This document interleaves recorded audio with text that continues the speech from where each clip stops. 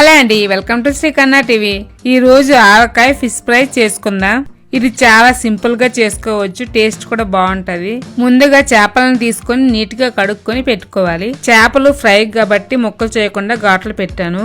పైకి చేపలనే ఉంది, లోనంతా క్లీన్ చేస్తాను. చూడండి, ఇలా చేపలు లేట్ గా క్లీన్ చేసుకున్నాక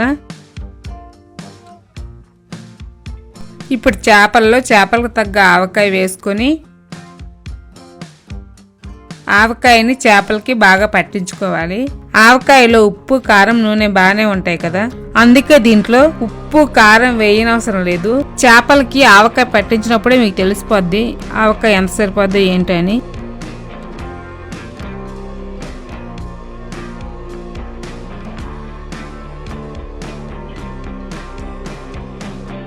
చేపలకి ఆవకాయ బాగా పట్టించుకున్నాక ఒక గంట పాటు పక్కన పెట్టుకోవాలి.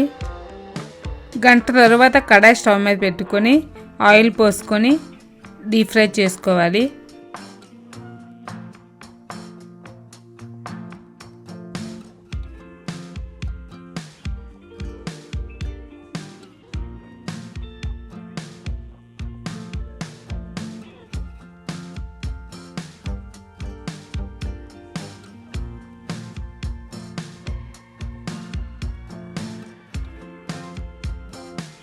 అంతే, చాలా ఈజీగా ఆవకాయ ఫిష్ ఫ్రై రెడీ. ఇలా మీరు ట్రై చేసి టేస్ట్ ఎలా ఉందో కామెంట్స్ పెట్టండి.